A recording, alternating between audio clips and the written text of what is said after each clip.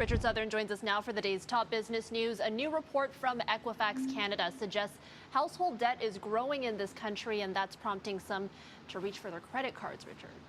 Boy, I mean, we're using them more than ever, apparently, Erica. There's been quite a few reports in recently on this, and we got another one from Equifax today. Yeah, we're melting down the plastic.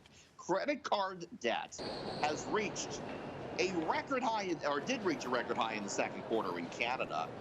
We owe a collective total of $107 billion. On an individual level, Equifax says the average non-mortgage debt is $21,000. So that includes, both your credit card and things like your car loans. If you want to talk just credit cards, reports have found the average is about $5,000. Despite all the mounting red ink, credit card delinquencies are not rising to any great degree. The report did find that Canadians on a whole are starting to slow now their credit card spending, though that's not really true for lower income Canadians who are likely forced, Erica, to turn to their credit card to meet everyday expenses. All right, and speaking of debt, the iPhone 15 was officially announced this week, and some people are going to be seeing red after paying for the device. So here's the question. I'll ask it to you. Would you be willing to go into debt to get your hands on the iPhone 15, Erica? Personally, I would not, no. A lot of people said they would. 1 in 5 said they'd be willing to go into credit card debt in order to get this latest and greatest device from Apple, which sells in Canada for more than $1,700 if you want the top model.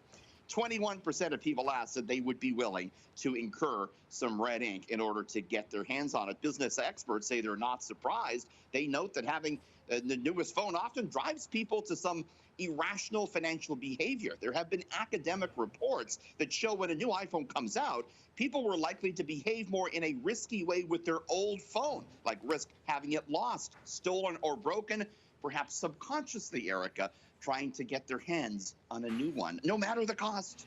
That's interesting. I've maybe felt that way about other things, not a phone, but, clothes or something. Yeah. Dropped the phone. Too bad. Got to get the new one. All right, finally, Air Transat shareholders are probably celebrating tonight, Richard. Sure are. The stock was up more than 8% today after the airline and tour operator said it's finally making a profit again for the first time since 2019.